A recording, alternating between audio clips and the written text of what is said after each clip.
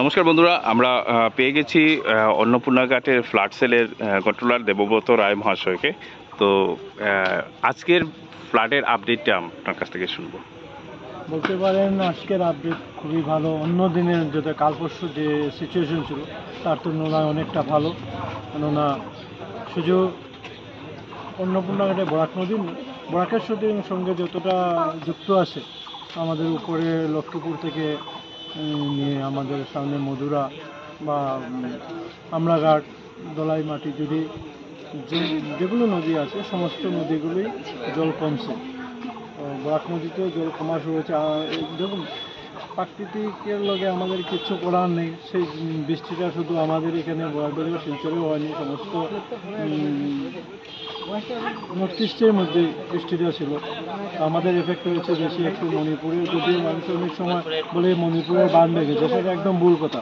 মণিপুরের কোনো বাঁধ ভাঙেনি। মণিপুরের বাঁধ যদি ভাঙে সেটা ব্রহ্মপুত্রতে চলে যায়। মণিপুরের যে পাহাড়ের একটা পাটের বৃষ্টি, এটা আমাদের আসে এফেক্ট করে, বা মিজোরামে হলে যেটা আমাদের সবচেয়ে বেশি আরও এফেক্ট করে ডিমা হাসাও, যেই বৃষ্টিগুলো হলে জলগুলো আমাদের সে বরাকে এসে পড়ে, এগুলোতে ইয়ে হয়।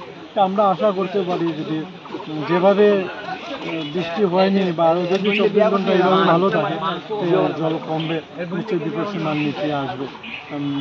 এই আপনাদের মারফতে বলতে চাই, কিছু ফেক নিউজ চলছে যে 2022কে টেনে আনছে, সেটা গুজবে কান্না দিয়ে সতর্ক থাকা, এই মুহূর্তে মানে নিজেকে সতর্ক রাখা বা পরিস্থিতির সঙ্গে মোকাবিলা করা, গুজবে কোনো কান না দিয়ে সামনে যেটা হবে সেটার সঙ্গে যাতে পরিস্থিতি মোকাবিলা করে।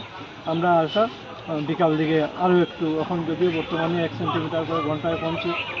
আমাদের স্টেডি ছিল প্রায় 4-5 ঘন্টা, স্টেডি ছিল 21.49-এ, সে যেহেতু প্রত্যেক ঘন্টায় 1 সেন্টিমিটার করে কমছে।